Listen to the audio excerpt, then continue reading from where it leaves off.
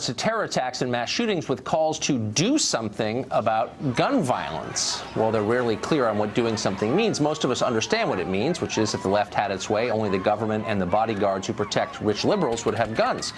The left is starting to say pretty much that out loud. In the New York Times today, columnist Bret Stephens wrote a piece entitled "Repeal the Second Amendment."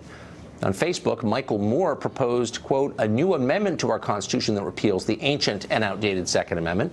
The Nation magazine tweeted out a piece titled, "The Second Amendment was never meant to protect an individual's right to a gun."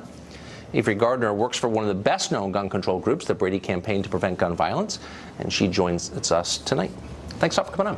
Thanks, Tucker. Great to be here. So you all filed, I think, a friend of the court brief the last time this came before the Supreme Court and argued that the Second Amendment does not, in fact, protect individual gun ownership. It's been interpreted that way in two different decisions, as you well know. Do you think that Americans have a constitutional right to own firearms? The Supreme Court has said that Americans who are law-abiding and safe can have a gun in their home. I respect that. I'm a lawyer by training, and I respect what the Supreme Court tells us about the Constitution and what it means. We at the Brady Campaign do not want to take away the Second Amendment rights of law-abiding people. What we want to do is make it much more difficult for dangerous people, for criminals, to have guns and have easy access to them. That's what we think is the common sense solution here. So you all obviously have a lot to say about what we saw in Las Vegas Sunday night, raising money on it. A lot of people on the left are raising a lot of money on this. What legislative solutions that you're proposing would have prevented what we saw, the tragedy we saw on Sunday night? One of the most important things we need to do as a nation is improve our background check system, but based on what we know right now, that might not have stopped this shooter from acquiring his guns. That is, though, the most important piece of legislation that we should be talking about as a nation. You know, Tucker, 90% of Americans support improving the background check system. I don't want to do a segment on polling. I want to do a segment on what happened, the tragedy, one of the largest mass shootings ever on Sunday night. The deadliest, yes. Right. So you're seeing people, and Brady Campaign included, I was just on your website, saying, you know, we need to do something. What would have prevented that? We don't know all of the facts about this shooting. We know a lot of facts about the shooting. So what would have prevented it? So a couple of things. First, it appears that the shooter used these bump stocks. What those do is turn another kind of a weapon into the functional equivalent of a machine gun. If we had regulation, if we had stricter control of those bump stocks, maybe fewer people would have died. Maybe more would have died, actually, because if you talk to people who know a lot about guns, they say, you know, pros don't even fire on fully automatic because you can't hit anything. So they make them very inaccurate. Look, I'm not defending bump stocks. I'm just saying, let's be real. That, you know, okay. So, but what would have prevented it? Okay, yeah, please. There's something else that is a common thread through a lot of these shootings, and that is large capacity magazines.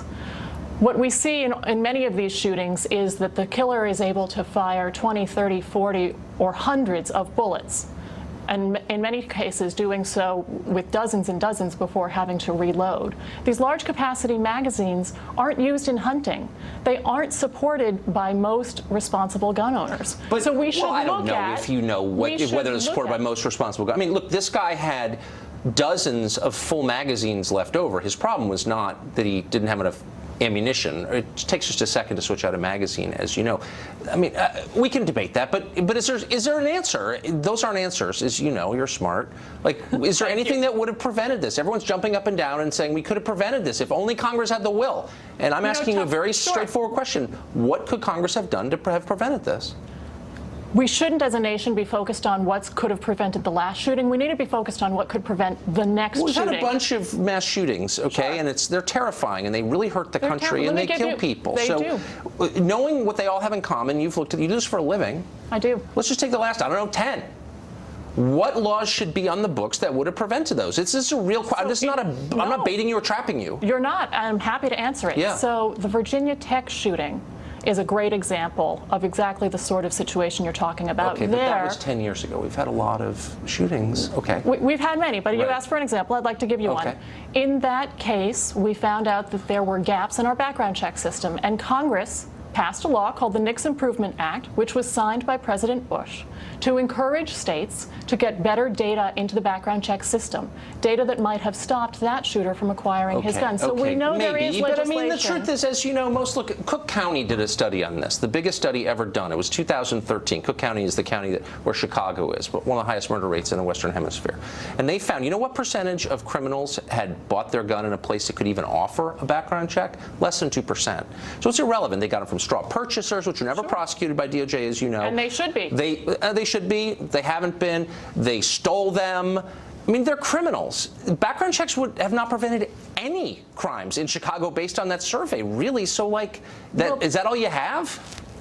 No, I'm serious. Sure. Background checks have blocked 3 million sales of attempted sales of guns. But we still have all these mass shootings, and we still have all these shootings across the country. But the fact that a solution isn't going to stop all gun violence doesn't mean it isn't worth pursuing. Look, stopping gun deaths is a goal worthy of our great nation. Okay, we need to make this a safer America. What bothers me is that the Brady campaign, using misleading statistics, pretends that it has the answer. And that the only reason that we're not getting to that answer is because the evil people over at the NRA are somehow getting rich, making America more dangerous. And it's just a lie. There's no obvious answer, and you know it. And this is a really complex, confusing, tragic situation, and no one really knows what to do about these mass shooters, unless you've got some secret that you haven't revealed, do you? Tucker, I don't like being called a liar. Let me tell you how this works, right? We need a much more comprehensive, stronger system of background checks in this country. It starts by expanding background checks to all gun sales. 1 in 5 guns in America today is sold without a background check. Here's what that means. That means that a convicted felon getting out of jail tomorrow could go and buy a gun from a private seller without a background check. But as I just said, that's not what actually happens. That's not what actually happens. It's not what's happened in any of these mass shootings, and it's not what happens in crime. We have the numbers on this. That's not, look, I'm not arguing even against it. I'm just saying that is not relevant to the crime and the murders that are taking place with guns in America right now. There was a massacre in Charleston in a church a couple of years ago. There was. That was by a shooter who got a gun because of what's called the Charleston loophole. The FBI needed another day to determine whether or not he was eligible to buy a gun, and it turned out that he wasn't.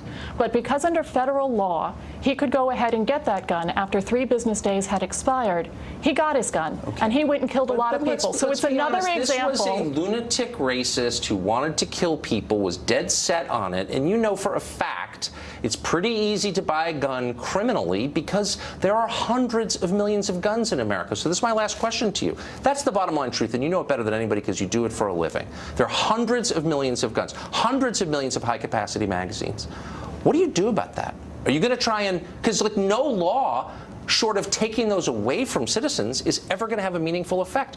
Are you willing to talk about your real desire, which is to take guns away from people? I do not want to take guns away from law-abiding Americans. Look, we have a tradition, a history, a culture of hunting. We have a tradition and a history for many people of shooting sports of other kinds. And of self-protection. And we have a Second Amendment. Yeah. There is nothing that we want more than to focus on keeping guns out of the hands of dangerous people, keeping guns out of the hands of criminals. Good. That's what we're focused on. I'm totally for that. The overstatement and the pretending that we could just fix everything if we were all people of goodwill, that's just not true, and you know it.